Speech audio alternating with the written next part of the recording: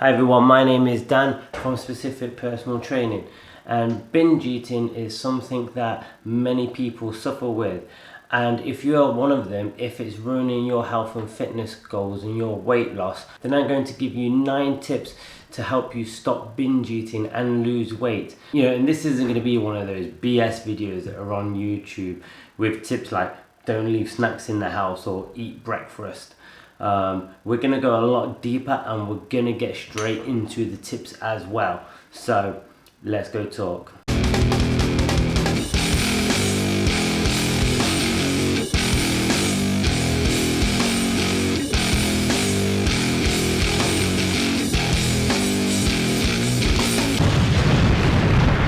And quickly, if you just want to get all the latest health and fitness content from this channel, then hit that subscribe button and ring that bell for notifications. But first of all, I just want to get across the importance of how this is about overcoming and stopping binge eating and not fixing it. Because when you use the terminology fixing, it implies that there's something wrong, that something's broken. And I want to say, while binge eating isn't normal, it is something that is very common, and you are not alone in it if you do suffer from it. People from all different body types, all different walks of life suffer from binge eating too. Tip or step number 1 is that we need to stop that all or nothing mentality. That black and white thinking is bad because, we all know by now that life is shades of grey.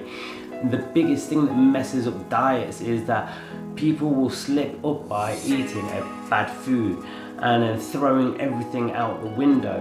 Stop thinking good food, bad food. Anything in the extreme or too little is bad for you. So eat foods in moderation. Like the typical cycle that we go through is we eat bad food, we say we're fucked up, and then we keep on going with those bad food choices. And that creates a deeper cycle within yourself and creates more low self-esteem. So challenge the beliefs on black and white thinking that you have with regards to food. And the second point is stop trying to fight it.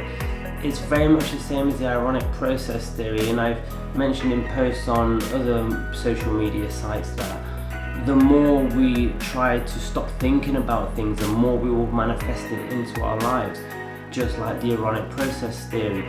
So change your mindset of, oh, I can't have this, to I choose to eat this, or I get to have this. So when you sit and eat whatever the food choices are, you actually get to enjoy them. You enjoy your time and thinking about what you want to eat and not regretting that choice. Tip number 3 is release the need to respond. Every time we have a negative thought in our head about binge eating and we respond to it, we're actually strengthening that thought, because the more we respond to things, the more we're attaching thoughts and feelings to those thoughts, which actually makes them stronger. Tip number 4 is, what's your desire? Are you really hungry, or are you eating for another reason? Are you bored, lonely, thirsty? Or maybe there's some other emotion that you're eating through. A lot of us tend to binge eat through certain emotions and phases. What you should do is do the 20-minute waiting game, which is something that I mentioned in my How to Lose Weight Without Counting Calories, which you can just see in this link in the corner here. So there are some hard and steadfast rules to this tactic, and it goes in 4 steps. The first one is that you ask yourself, am I really hungry, or do I want this out of another emotion? Step 2 is we wait 20 minutes and we carry on going back to what we were doing before. This often stops the urge for us to binge. When we want to binge, we get lots of anxiety, and that is when we just dive in, and before you know it, we've eaten a whole cake. Waiting 20 minutes lets all the anxiety settle down, which means when we do allow ourselves a treat, we'll just eat a slice of cake instead of the whole cake. And then step number 3 is we ask the question again. After 20 minutes has came around, we ask ourselves the question again. Do we still really want that food? Do we still really desire that food? And if the answer is yes, then we move on to step 4, where you give yourself permission to eat that food. If you've waited 20 minutes and you still want it, then have that food. Remember, everything is in moderation, so have it and don't feel guilty about it.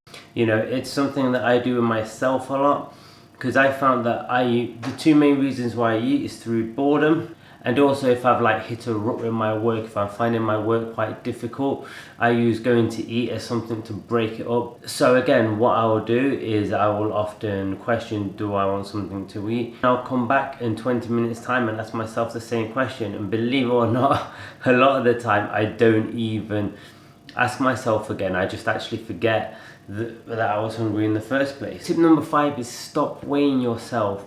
We just spoke about emotion, and if you're emotionally attached to the scales, then stop weighing yourself. Because when we get a bad reading from the scales, it can cause us to give up and binge out with that all or nothing mentality.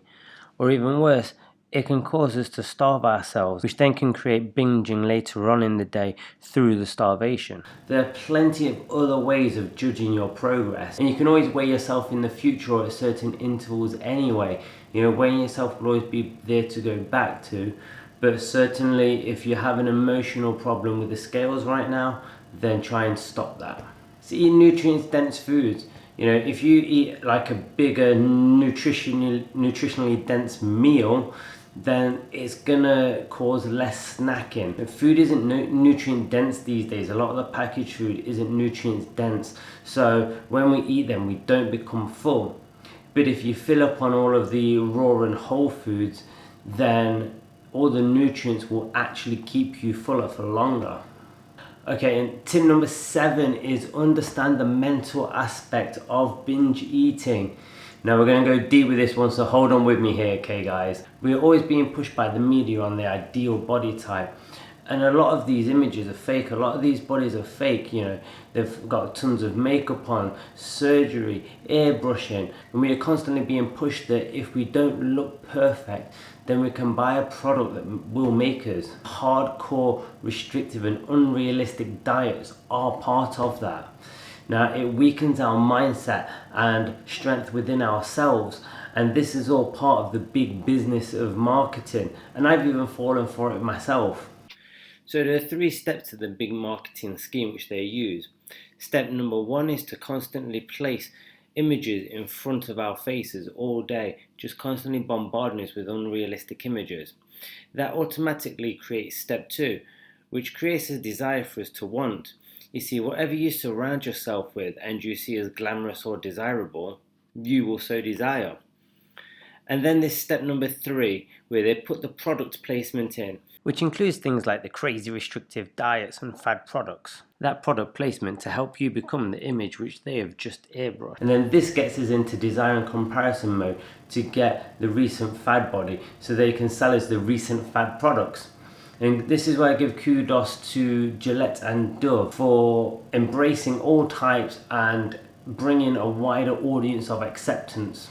Now if you want to use a product like low-fat yogurt or skinny coffee because you like the way it tastes, great, that's absolutely fine. But I'd advise you not to use it because you think it's going to give you what they are marketing. And tip number 8 is, you can't fuck it up. I don't know how many times I could say this, but you know, going back to that cycle that we mentioned earlier, unless you quit, you can't fuck it up. And don't ever feel bad about a setback or allowing yourself a treat. At the end of the day, we want to create a balanced lifestyle while losing weight and enjoying the food and maintaining a good physique and health and fitness. So don't ever feel bad about allowing yourself a treat or having a setback. Remember, moderation is the best kind of nutrition because it allows you to live your life and enjoy it while still reaching your goals. And giving up because of a setback is like slashing the 3 tires on your car because the 4th one got a puncture. And tip number 9 is see a specialist. Like if this is an issue that you are seriously dealing with, and you know all of these tips and tricks and things that you have found still aren't really helping, or you're still not too sure, then see a specialist. Don't ever feel embarrassed or underestimate about seeing a specialist. There are many different types of nutritionists and psychologists and all sorts who can help you with this and will be more than happy to.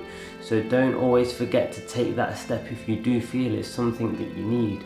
So if everyone has made it to the end of this video, thank you very much. If you've liked it or disliked it, then let me know by hitting the thumb button. And I hope that you have found some great value in this. And if this has helped you in any way, then please share it with other people that you think will benefit from this, and let me know in the comments below. Or even if there's something that you disagree with, by all means, let's talk about it in the comments below. In the description will be links to my other social media, so you can connect with me and we can chat over there too. And if you haven't already, then please click that subscribe button and ring that bell to stay up to date with all the latest content from us. And while you're waiting for the new stuff, you can click on this video to see about why social media is ruining our body image, and you can click on this video to see why we need to stop losing weight.